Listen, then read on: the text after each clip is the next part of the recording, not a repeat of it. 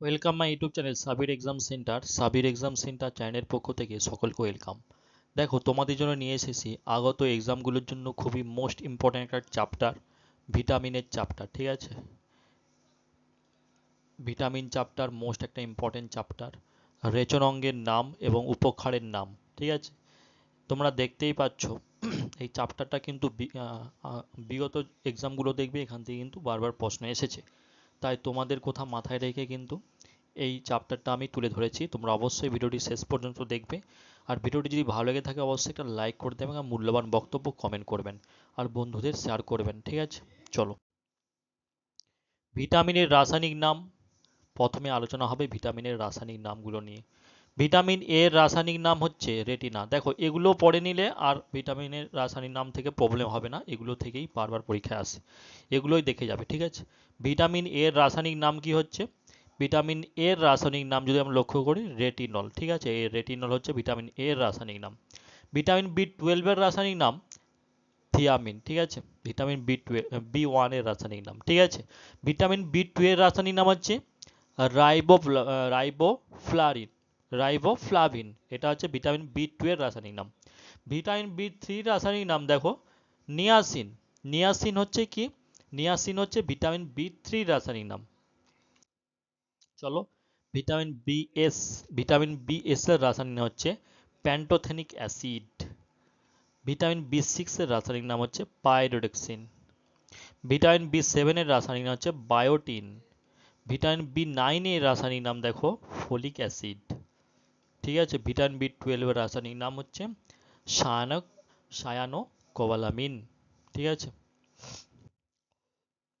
Vitamin C এর রাসায়নিক নাম দেখো, অ্যাসকর্বিক অ্যাসিড। ভিটামিন ডি এর রাসায়নিক নাম হচ্ছে ক্যালসিফেরল। ভিটামিন ডি 3 রাসায়নিক নাম হচ্ছে ক্যালসিফেরল। ভিটামিন ডি আর ভিটামিন ডি 3টা একটু গুলিয়ে ফেলো না যখন। ভিটামিন ডি এ বলা হয়েছে ক্যালসিফেরল, ভিটামিন ডি 3তে বলা হচ্ছে কোলে ক্যালসিফেরল, গলিয়ে ফেলো না। ঠিক আছে, ভিটামিন ই এর রাসায়নিক নাম হচ্ছে টোকোফেরল। ভিটামিন কে এর রাসায়নিক নাম হচ্ছে ফাইলোকুইনিন, ফাইলোকুইনন বা ন্যাপথোকুইনন। এটা হচ্ছে ভিটামিন কে এর রাসায়নিক নাম। চলো, এরপরে চলে যাচ্ছি বিভিন্ন প্রাণীর রেচন অঙ্গের নাম। চলো, বিভিন্ন প্রাণীর যে রেচন অঙ্গ, অ্যামিবার রেচন অঙ্গের নাম দেহগাত্র, প্লাজমা, পর্দা ও সংকোচনশীল গহ্বর। এটা হচ্ছে অ্যামিবার রেচন অঙ্গ। এবার দেখো, যেই ধরনের অপশানে যেগুলো থাকবে সে অনুযায়ী কিন্তু এই গোটাটা তোমরা পড়বে, এবার অপশান অনুযায়ী তোমরা উত্তর দেবে। চলো, অ্যামফিওক্সাস।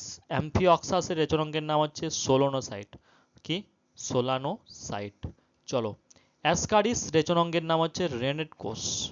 আরশোলা গঙ্গা ফড়িং এর রেচন অঙ্গের নাম ম্যালপিজিয়ান নালিকা। কেঁচো যৌকরেচনের যোক, এটা হচ্ছে যোক হবে। ঠিক আছে, কেঁচো আর যোক। রেচন অঙ্গের নাম হচ্ছে নেফ্রেডিয়া, নেফ্রেডিয়া। চ্যাপ্টাকৃমি, ফিতাকৃমি। ঠিক আছে, প্ল্যানিয়ারেশনের প্ল্যানেরিয়া, প্ল্যানেরিয়ার অনেকের নাম শুনেছো, প্ল্যানেরিয়া। ঠিক আছে, এটার রেচন অঙ্গের নাম হচ্ছে ফ্লেমকোষ, প্ল্যানেরিয়া। চিংড়ির রেচন অঙ্গের নাম হচ্ছে সবুজ গ্রন্থি, বহিঃকঙ্কাল এবং নির্মোচন। চলো, ঝিনুকের রেচন অঙ্গের নাম দেখো, কেবারের অঙ্গ। তারা মাছের রেচন অঙ্গের নাম হচ্ছে অ্যামিবোসাইড কোষ, অ্যামিবোসাইড কোষ। পাখি ও স্তন্যপায়ী রেচন অঙ্গের নাম হচ্ছে ফুসফুস, মেটানোফ্রেস। ব্যাঙের রেচন অঙ্গের নাম ফুসফুস, মেটানোফ্রেস।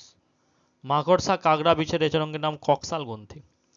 মাছ রেচন অঙ্গের নাম, মাছের রেচন অঙ্গের নাম ফুলকা।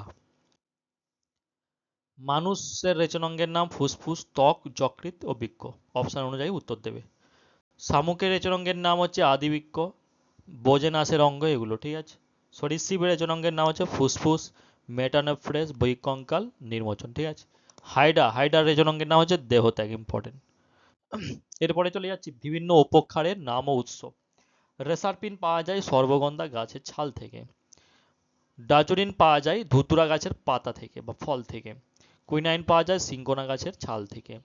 মরফিন পাওয়া যায় আফিম গাছের কাঁচা ফলের ত্বক থেকে। ক্যাফিন পাওয়া যায় কফি গাছের বীজ থেকে। নিকোটিন পাওয়া যায় তামাক গাছের পাতা থেকে।